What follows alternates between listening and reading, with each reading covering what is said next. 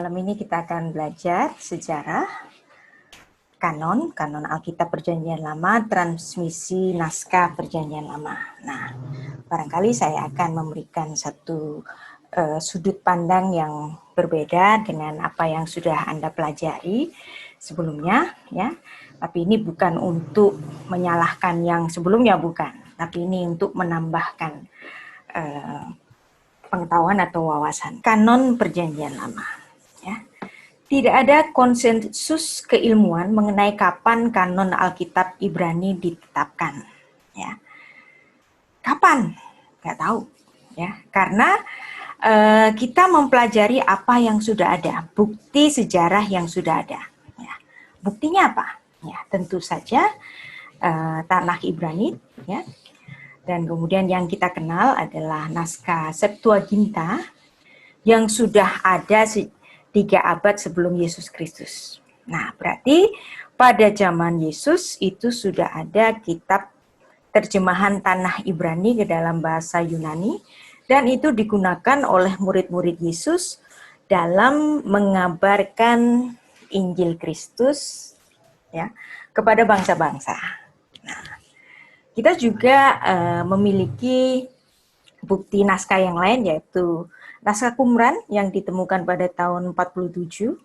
Nah, ini luar biasa sekali ketika orang mulai ragu akan Alkitab itu asli apa enggak sih? Udah diganti kali, kan? Nah, Tuhan tidak membiarkan orang itu berspekulasi di situ. Karena pada zaman tahun-tahun itu banyak sekali teolog-teolog barat yang sudah mulai menyuarakan Alkitab itu sudah nggak sama gitu. Teori-teori liar mereka kemudian terbungkam dengan ditemukannya naskah Qumran, yang dimana bisa dibuktikan misalnya penemuan terbesar itu adalah The Great Isaiah Scroll, dan itu bisa dipastikan ya kesamaannya itu sangat banyak ya. Jadi kalaupun ada perbedaan karena rusaknya naskah ya, minor saja. Nah, kemudian tentu saja naskah yang paling otentik yang digunakan sebagai dasar penerjemahan Perjanjian Lama yaitu naskah Masorah.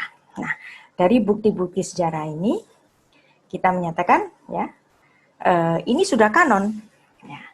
Nah, nanti ada perbedaan memang dari daftar-daftar kitab yang ada di situ. Nah, ini Anda kalau mahasiswa STT ya atau lulusan sekolah teologi pasti Anda sudah diajari tentang ini. Nah, jadi saya harus membicarakan ini karena kelas ini kelas umum, jadi orang awam juga ikut, maka saya akan membicarakan seolah-olah sepertinya Anda belum tahu ya. Tapi saya yakin sebagian besar dari kelas ini juga sudah menjadi mahasiswa teologi ya, tapi saya juga akan bicara pada kaum awam ya yang tidak mempelajari teologi.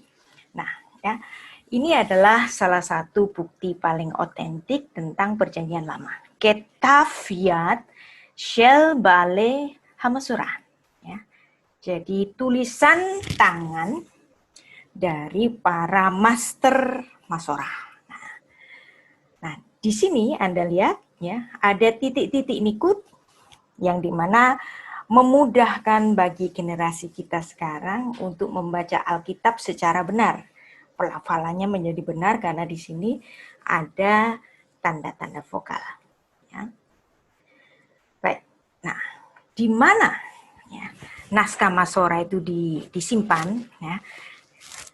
Kepercayaan kita itu bukan cuma kepercayaan teologis, tetapi kepercayaan kita itu didukung oleh kepercayaan historis. Nah, bukti otentik tadi itu disimpan di Israel Museum.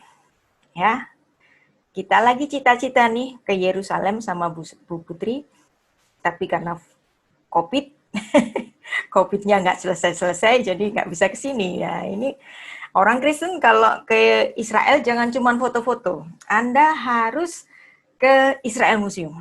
Nah, di situ Anda akan melihat pusaka yang kita punya, bahwa Alkitab yang Anda pegang itu bisa dibuktikan bahwa itu tidak diubah dari sejak mulanya. Ya. Nah, tapi berterima kasihlah kepada teknologi karena bukti-bukti sejarah tadi bisa diakses secara online melalui internet. Misalnya di sini Aleppo Codex yang disimpan di Museum Israel. Anda bisa buka nih sekarang. Isinya apa sih? Anda bisa baca, Anda bisa perbesar sehingga bisa dibaca dengan mudah. Nah, bukan cuma di Museum Israel, ya, tetapi juga di Museum Nasional di Rusia, ya, Leningrad Codex. Jadi ini memenuhi hukum Dwiganda Saksi, hukum Taurat. Jadi bukti otentik naskah Masorah bukan cuma satu, tetapi dua. Sehingga bisa saling mengkonfirmasi bahwa memang Alkitab kita tidak pernah berubah. Nah, kalaupun Anda sering berdebat dengan para polemikus, ya, mereka kan selalu cari ini sudah diubah. Nah, kalaupun ada perbedaan, perbedaan itu minor saja dan tidak mengubah doktrinal. Nah, perbedaannya di mana? Nanti kalau ada waktu saya akan jelaskan salah satu perbedaannya yang tidak mengubah doktrinal. Nah, jadi ini juga bisa diakses online, mantap, ya. Jadi apa yang kita bicarakan, ya, kepercayaan kita kepada kekristenan kita, kepada kitab suci kita itu bisa dikonfirmasi dengan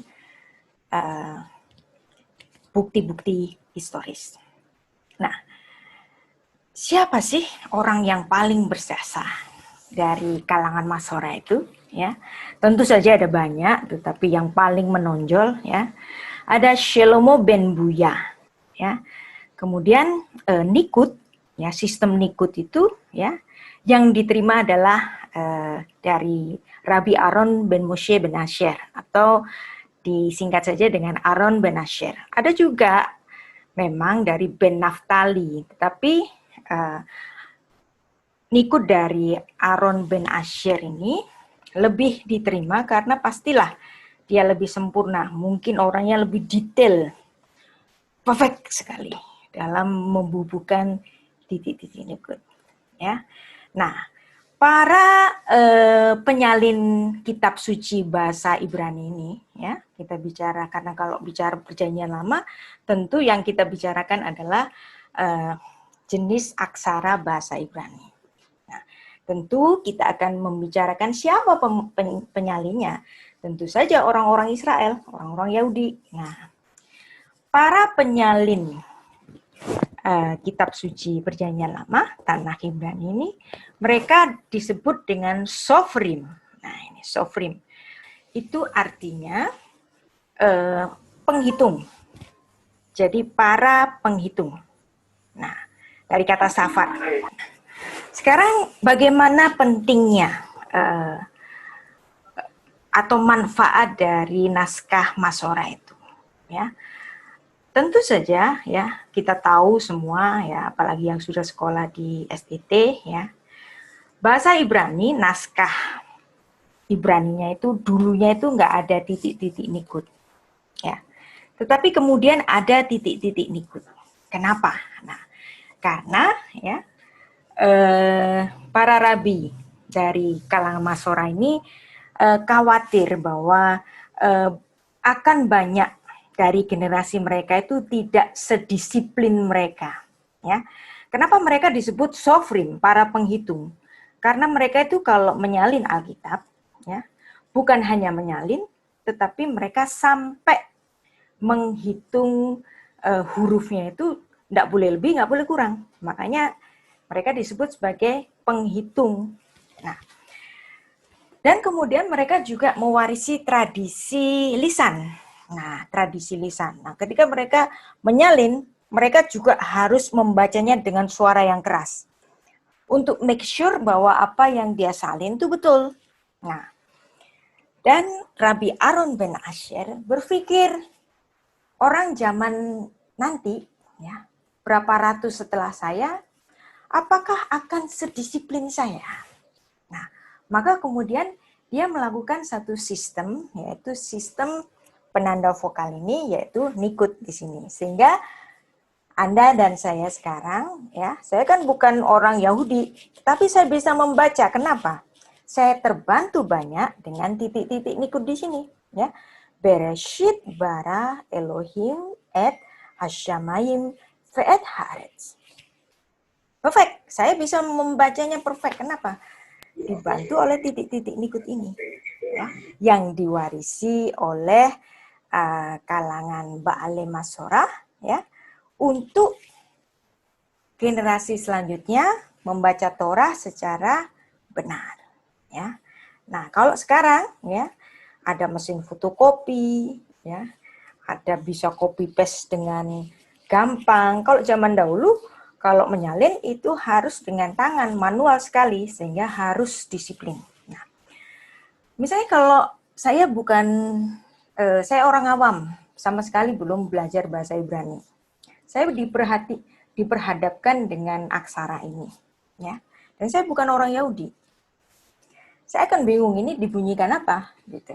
Nah, bagi orang Yahudi sendiri, ya, dari tahun ke tahun itu bisa saja, ya, ada perubahan vokal. Nah, maka oleh kalangan Masorah tadi dibubuhkan sesuai vokal yang mereka warisi secara tradisi, ya, yang mereka warisi dengan ketat, yang mereka jaga dengan ketat.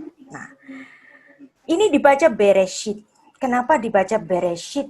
Ya, kalau Anda paham grammar Ibrani, ya, kata seperti ini bisa dibaca Bereshit, bisa dibaca Bareshit. Nah, tetapi menurut tradisi, ya, lagi-lagi tradisi, kita bicara tradisi, aksara ini dibaca dengan Bereshit. Karena Bereshit, ya, dalam artian in a beginning. Kalau Bereshit, in the beginning. Nah, apa artinya bedanya the beginning dan a beginning? Ini pasti big different.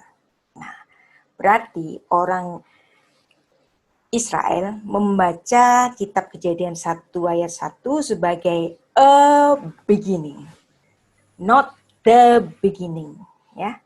Jadi permulaan dari suatu awal, ya.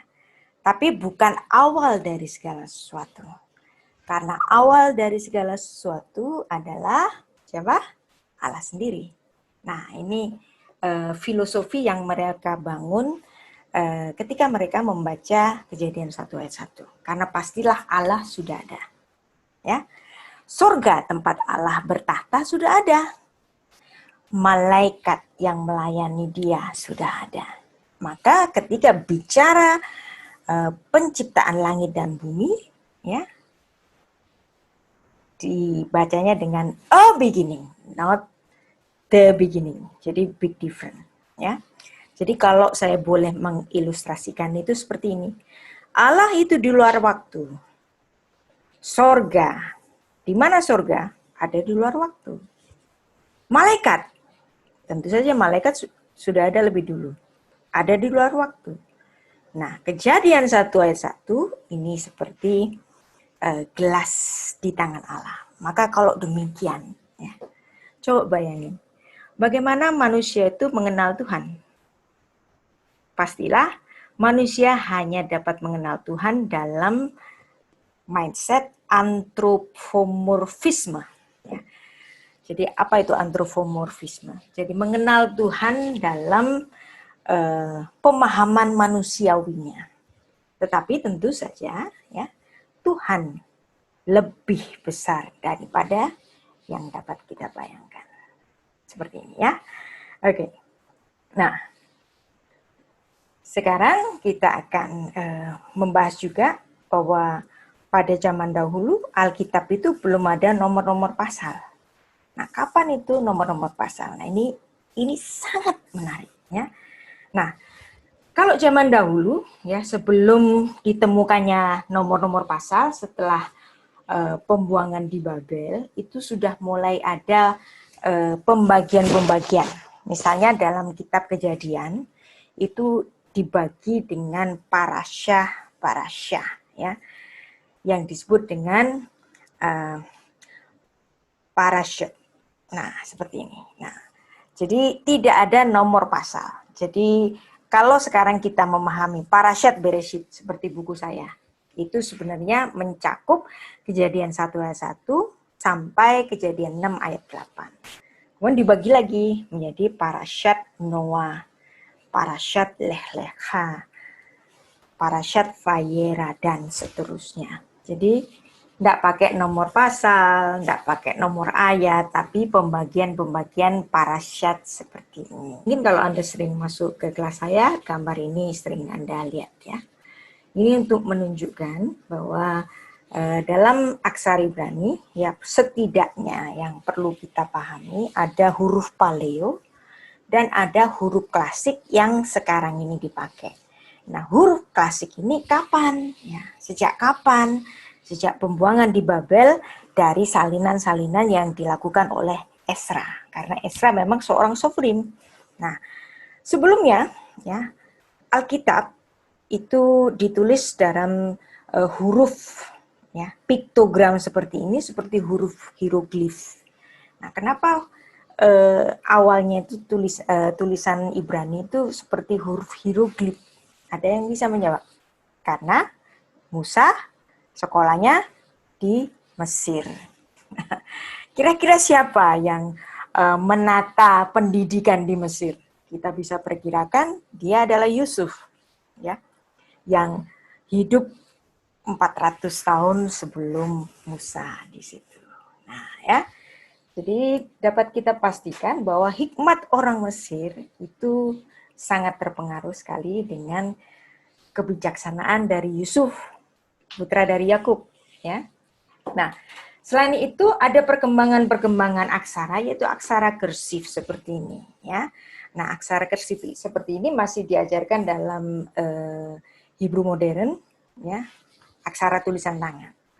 Nah, yang atas ini adalah aksara print, tidak masalah. Dan kalau Anda mau belajar kersif juga boleh, ya.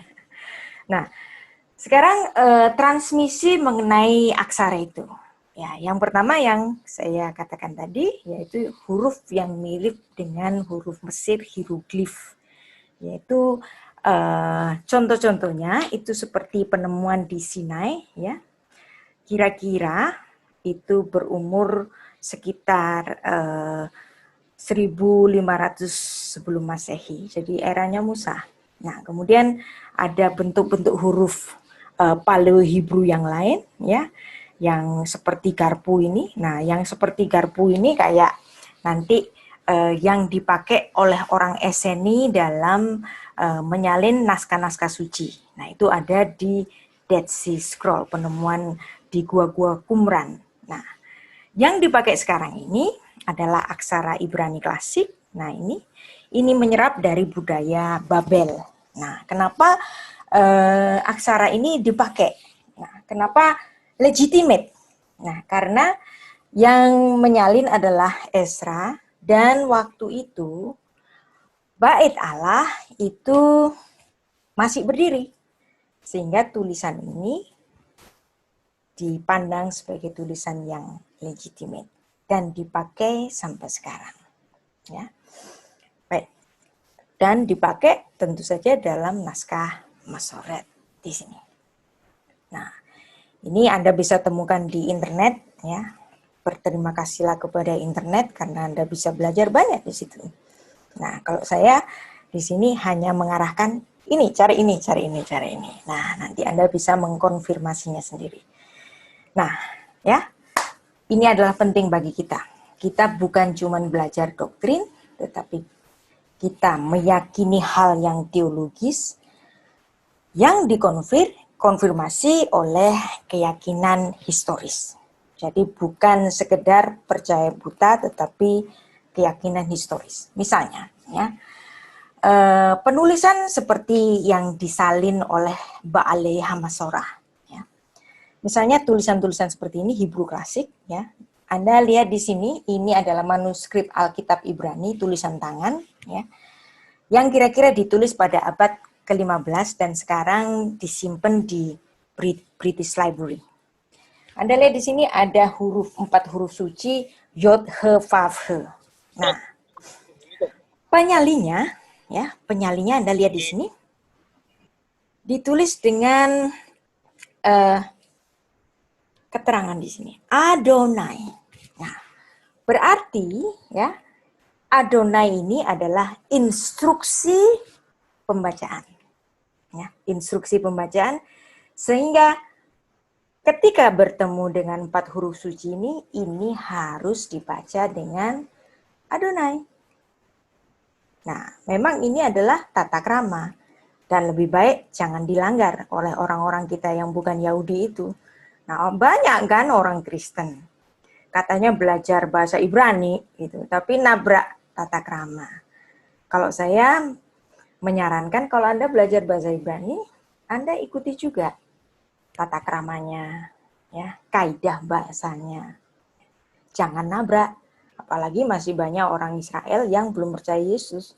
Kalau kita tabrak budayanya, mereka akan, dan itu bukan menjadi kesaksian yang baik, ya.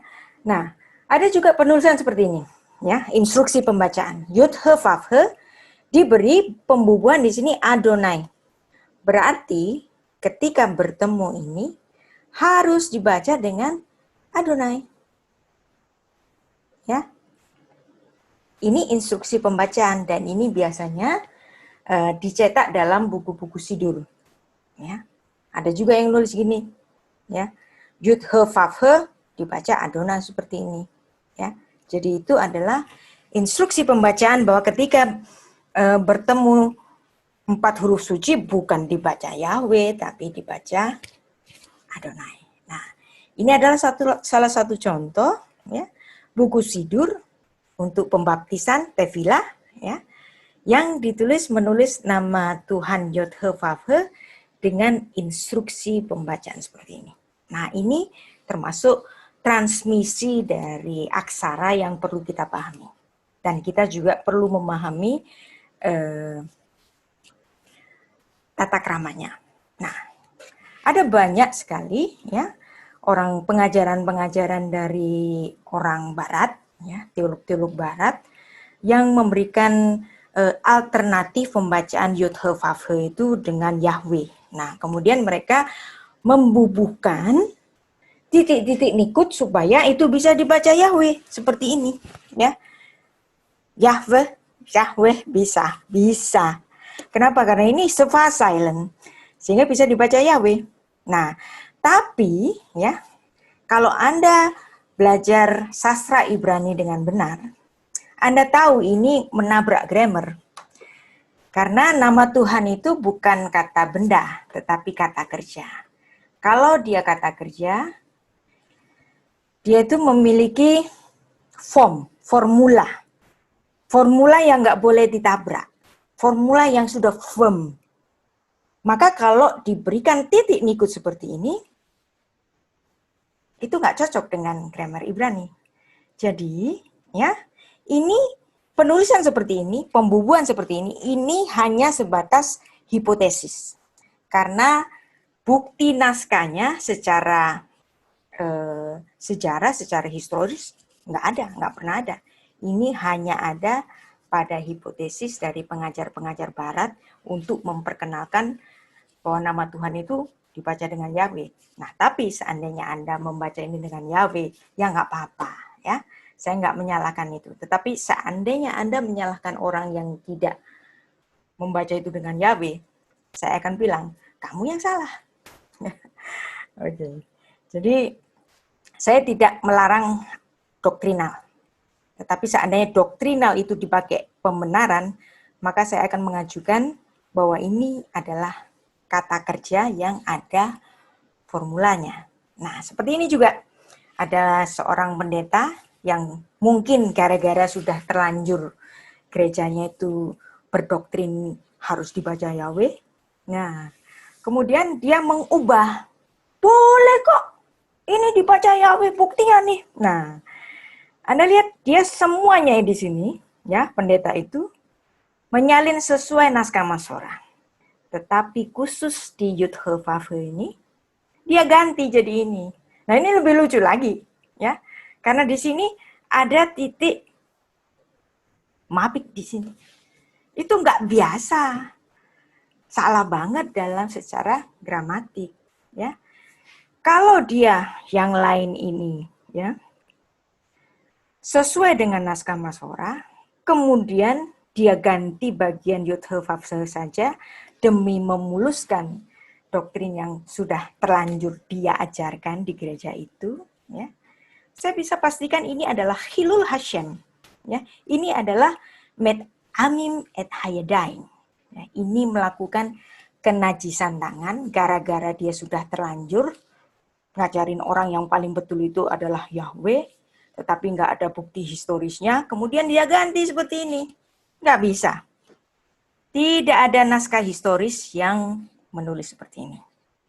Jadi kepercayaan kita bukan sekedar kepercayaan teologis, tetapi dikonfirmasi oleh keyakinan historis. Ya, ini penting. Jadi kalau Anda jadi orang Kristen, saya tidak anti doktrin, tetapi doktrin itu, ya, perlu diserap dengan akal sehat.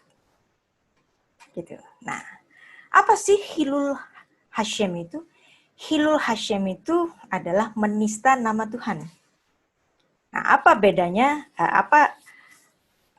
Lawan kata dari menista nama Tuhan? Itu dia adalah Kiddush Hashem. Kalau Anda mengingat doa yang diajarkan Tuhan kita Yesus Kristus, Bapa kami yang di surga, dikuduskanlah namamu.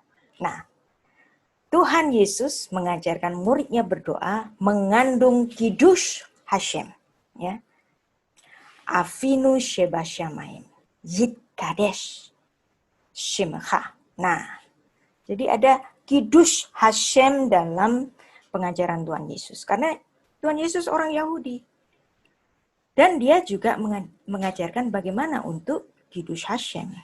Nah, jangan sampai Hilul Hashem demi memuluskan doktrin yang sudah terlanjur diajarkan, terus dia ganti itu naskah Masorah. Nggak boleh, ya, karena nggak ada bukti sejarah yang bisa membuktikan itu. Jangan kita jadi lashon hara, lidah jahat yang nggak pada tempatnya. Nah, Kiddush Hashem dan Hilul Hashem itu ada hukumnya di hukum Taurat, yaitu mitzvot keempat dan kelima, Imamat 22 ayat 32. Nah, ini nggak perlu kita baca kecuali nanti kita belajar khusus mengenai 613 mitzvot. Ini asal Anda tahu saja. Nah, ada juga tata krama yang ditulis dalam Mishnah Sanhedrin, yang dimana seluruh Israel memiliki bagian dalam kehidupan di dunia yang akan datang. Apa itu dunia yang akan datang? Ya, Olam Haba. Ya, Ha'olam Haba, atau disingkat saja Olam Haba. Dunia world to come.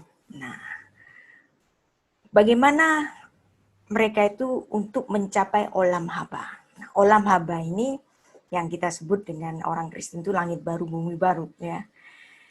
Orang yang menyatakan bahwa kebangkitan bukanlah doktrin Alkitabiah, nah, itu nggak dapat bagian di Olam Haba. Nah, yang kedua, orang yang berpendapat hukum Taurat bukan pernyataan ilahi dan seterusnya. Nah, yang kelima ini menarik, ya, orang yang mengucapkan mengeja Hashem sebagaimana tanda bacanya. Nah, kalau baca ini sesuai tanda bacanya, nggak masuk Olam Haba, gitu. Itu doktrin dari Yahudi Rabbinik. Nah, terus kemudian kalau kita baca, ya, dari Mishnah Sanhedrin ini, ya, Ava Shaul Omer Af Hahoge et Hashem be Otiotaf. Nah, nggak boleh membaca sesuai huruf-hurufnya, karena itu adalah tata krama, dan kita sebagai orang yang bukan orang Israel lebih baik mengikuti tata krama ini. Ya. Nah, ini Anda bisa baca online juga. Bayangkan kalau Anda beli buku Talmud yang sederet besar itu, Dan susah, nggak ada bahasa Inggrisnya, ini ada bahasa Inggrisnya, jadi lebih mudah untuk dipahami. Jadi olam haba adalah pengajaran Ibrani bahwa mereka mendapat bagian untuk kehidupan masa datang. Nah, pemahaman olam haba ini juga dipahami oleh para murid Kristus, yaitu dengan istilah apa? Shamaim Kadeshim atau dan Fe'eret Hakadasyah, ya, atau Yerusalem Hakadasyah. Nah, ini adalah istilah kekristenan tentang olam haba, langit baru, bumi baru.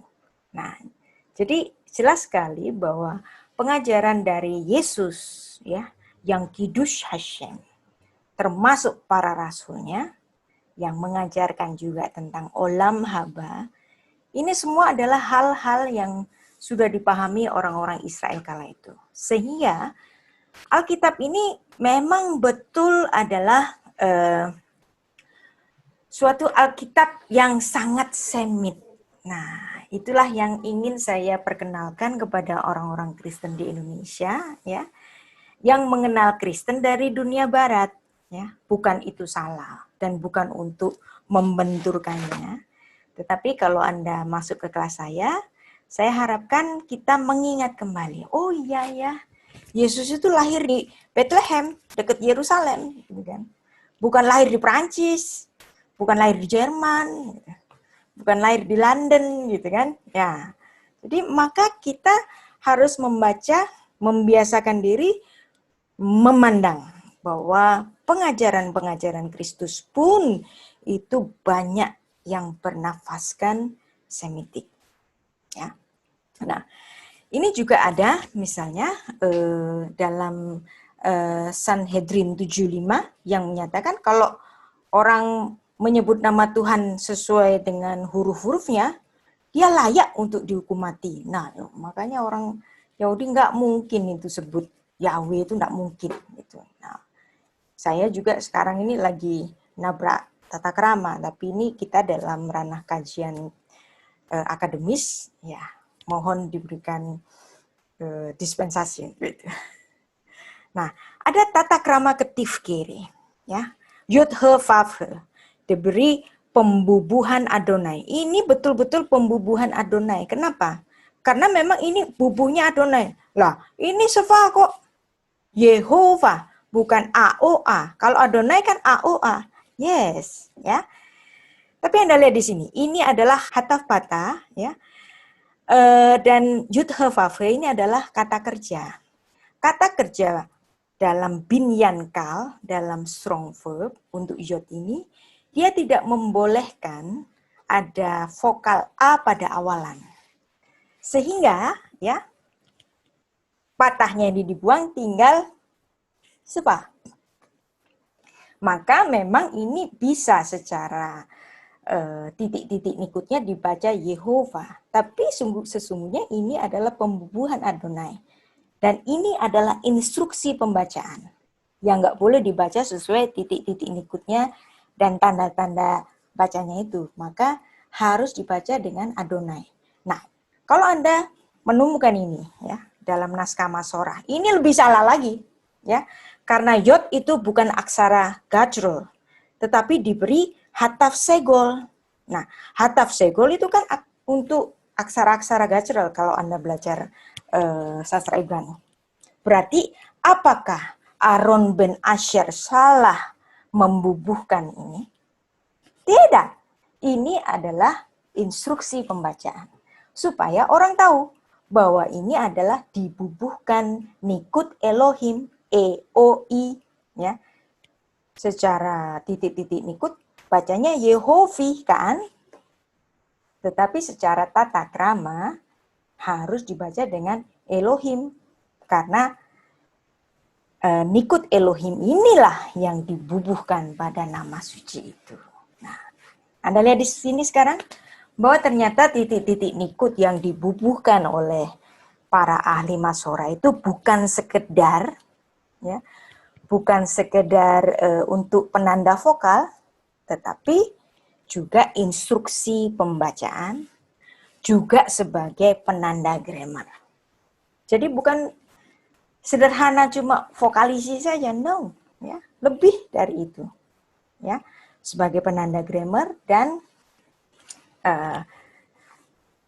instruksi pembacaan, ya. Haya, Hove, Yihye. Nah, Haya, Hove, Yihye itu adalah nama Tuhan. Fehu Haya, Fehu Hove, Fehu Ye, Yihye, Betif Ara. Nah, itu adalah namanya. Nah, namanya berasal dari sores He Yod He, Haya. Berarti Haya ini artinya biasanya dipakai, diterjemahkan sebagai to be dalam bahasa Inggris. Berarti to become, to be exist. Jadi nama Tuhan itu sebenarnya sang ada, ya, dalam bentuk verba, ya. Kalau nama orang Indonesia itu kan kalau nggak kata benda kan kata sifat. Tapi namanya orang Israel itu namanya kata kerja. Dan kata kerjanya tensesnya itu tenses imperfect, bukan perfect. Kenapa enggak boleh perfect? Nama Tuhan enggak boleh perfect. Karena Tuhan kita adalah Tuhan yang hidup, dia bukan almarhum. Jadi dia imperfect, maka tidak membolehkan adanya awalan A. Nah, ya, EOA di sini, ya. Nah, kalau Yahweh kan ada awalan A, berarti itu ada nafas perfect. Nah, kalau nama Tuhannya perfect berarti Tuhannya almarhum. Nah, ya. Nah, kalau Anda sudah masuk kelas saya setahun paling enggak dan Anda memahami grammar Ibrani, I believe, saya yakin Anda nggak akan sampai hati membaca ini dengan Yahweh. Karena ada formulanya. Semua aksara Ibrani ada formulanya. Nah, ya. Jadi ada tradisi ketif kire yang perlu kita pahami. Nah, Fehu haya, fehu hove, fehu yihye. Nah, kenapa fehu hove, bukan hoye? Nah, karena kata haya dan kata hava itu adalah kata yang sinonim, artinya ada atau eksis. Nah, ini bisa dibandingkan dengan kata haya dan hava. Haya itu makhluk hidup, hava itu juga makhluk hidup yang diberikan Adam sebagai nama dari istrinya, Hava di sini. Nah, haya hava, ya, haya hava. Nah, ini adalah sama-sama sinonim. Nah, kalau Anda sudah bisa mengkonjugasi, ya, bentuk partisipal dari haya itu, ya, hove, hova, hovim, hovot. Lah, jodnya kok jadi verb, ya? Kok jadi fav di sini? Nah, itu adalah karena haya dan hava itu adalah sinonim. Sehingga untuk bentuk partisipal digunakan yang dari hava ini. Nah, kalau Anda belajar bahasa Ibrani, saya harap dosen-dosen Anda itu memperkenalkan kepada Anda ilmu sores. Karena bagaimanapun ilmu ini sangat membantu, ya. Dan setiap kali Anda berurusan dengan bahasa Ibrani, Anda harus tahu soresnya. Nah, termasuk nama Tuhan. Nama Tuhan ada soresnya. Soresnya apa? He, yod, he. Menjadi apa? Adonai di sini. Ya. Yod, he, vav, he. Nah, bentuk imperfect untuk orang pertama tunggal, ye. Kok bisa jauh amat antara yod, he, vav, he dengan ye di sini? Nah, itu karena ada formulanya yang harus dihafal. Dan apabila Anda sudah hafal, Anda nggak sembarangan membaca setiap gugusan-gugusan huruf Ibrani seperti ini. Nah, ini menarik sekali dan perlu waktu untuk mempelajarinya. Nah, misalnya kata haya, ya. Kalau dikonjugasikan untuk katal tense, bentuk perfect. Ani hayiti, atayita, athayit, hu haya, hi hayita, anahnu hayinu, atem hayiten, aten hayiten, hemvehen hayu. Nah, dan itu adalah sores, ya, dari nama Sang Pencipta. Tapi nama Sang Pencipta kan enggak boleh perfect, ya. Dia harus imperfect. Nah, Kalau imperfectnya, bagaimana bentuk imperfectnya? Ya, ani ye nalo. Ye asher ye. Bukankah ini nama yang ditunjukkan kepada Musa? Berarti memang betul nama Tuhan itu adalah kata kerja, ya. Nah, kemudian anahnu niye dan seterusnya. Nah, ketika Musa bertanya, Masmo, Tuhan, kalau saya ditanya sama orang-orang Israel, Masmu, aku mau jawab apa? Lalu Tuhan menjawab apa? Eye, Asher, Eye. Itu adalah nama yang pertama diucapkan kepada Musa. Nah, nama yang kedua, Yod-He-Vav-He. Dari sores yang sama. Lah, ini kan Yod-He-Vav-He. Terus yodnya di mana gitu. Nah, kok jadi vav di sini? Nah, kan bukan haya di situ. Nah, itulah tadi haya dan hava itu adalah kata yang sinonim, ya. Sehingga partisipannya hove, hova, hovim, hovot. Nah, sekarang bagaimana mengkonjugasi ya hava, ya. Ani berarti apa? Ani haviti, ata havita, at havit hu hava, hi hafta, anahnu havinu, dan seterusnya. Nah, ini menarik. Ani eve, atatife, atifi, hu yife. Nah, ini. Anda lihat di sini, hu yife. Kalau Anda buang ini titik-titik berikutnya, Anda ketemu apa di sini? Nama Tuhan. Wow. Berarti nama Tuhan itu sebenarnya bisa diucapkan apa enggak sih oleh orang Israel? Bisa. Agak. Bisa. Ini. Ya, sangat bisa secara gramatik. Tapi mereka tidak mau mengucap sesuai tatanan gramatiknya karena ini menyangkut tata krama. Enggak boleh nama suci itu diucapkan. Ini nama Tuhan. Wow. Ya. Kata kerja Yictol tense, imperfect. Orang ketiga tunggal laki-laki. Nama Tuhan bisa diucapkan sebenarnya secara konjugasi gramatik. Nah, ini kan keluar dari teori-teori dari pengajar-pengajar bule. Kan mereka bilang begini, setelah runtuhnya bait Allah, itu praktis nama Tuhan itu sudah nggak disebutkan lagi. Karena bait Allahnya nggak ada, terus imamnya juga nggak ada untuk ritual tentang Yom Kippur itu. Karena imam besar mengucapkan nama Yod-He-Vav-He itu hanya boleh pada hari raya Yom Kippur 10 kali. Ya, 3 kali selama pengakuan pertama di atas 2 kambing jantan, 3 kali selama pengakuan kedua di atas lembu korban. Nah, ini ritual orang Yahudi, ya. Jadi hanya pada Yom Kippur. Nah, setelah bait Allah itu runtuh, praktis nama Tuhan sudah nggak diucapkan lagi. Sehingga, ya kata bule-bule ini, orang Israel lupa. Tidak bisa mengucapkan lagi itu Yod-He-Vav-He. Tapi, ya, kalau Anda lihat dari tadi, di sini, tatanan gramatik, ya, maka hipotesisnya pengajar-pengajar barat ini bisa diterima nggak? Nggak bisa, ya, mereka nggak bisa diterima. Karena, ya, Yod-He-Vav-He sebenarnya bisa diucapkan sesuai kajian gramatik. Tapi mereka tetap tidak mengucapkannya. Karena apa? Tadi itu. Tatanan tata krama yang tidak mereka langgar. Ya. Jadi, ya, kalau teori-teori pengajar dari barat itu mengatakan Yod-He-Vav-He itu bisa kok diucapkan macam-macam, Yehava, Yahve, Yahvi, Yavoh.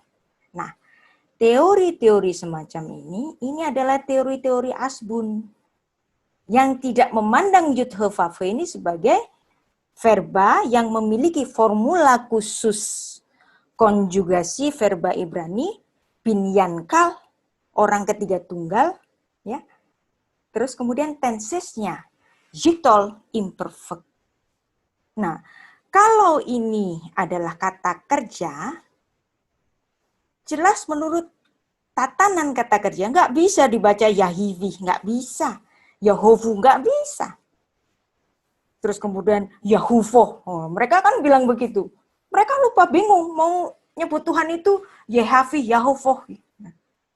Seenaknya sendiri. Ya, mereka merendahkan orang Israel yang katanya sudah lupa, nggak ingat nama Tuhan. Mereka bukan nggak ingat. Mereka bisa mengucapkan secara konjugasi. Tapi lagi-lagi tata krama itu tidak dilanggar. Jadi kalau Anda ketemu teori-teori yang mengatakan Yud-He-Vav-He bisa diucapkan apa saja, berarti dia nggak melihat nama Tuhan ini adalah kata kerja. Dan banyak sekali orang-orang Israel yang menggunakan kata kerja. Contohnya siapa? Ishak, anak dari putra dari Abraham. Ishak, dia tertawa. Tenses Yiktol, imperfect, orang ketiga tunggal laki-laki. Yaakov, nah kok bisa Yaakov? Kan A itu. Nah, aksara Yaakov itu soresnya adalah ain, jadi boleh diucapkan A. Tapi kalau verb yang lain nggak boleh. Maka ini nggak bisa dibaca Yahweh sesuai dari tatanan gramatik Ibrani tadi. Nah, reka-rekaan semacam ini mengabaikan gramatik Ibrani. Ya, nah Anda bisa ketawa kalau sudah mengerti grammar Ibrani, kemudian diperhadapkan dengan teori-teori mereka bahwa orang Israel sendiri lupa untuk mengucapkan nama Tuhan.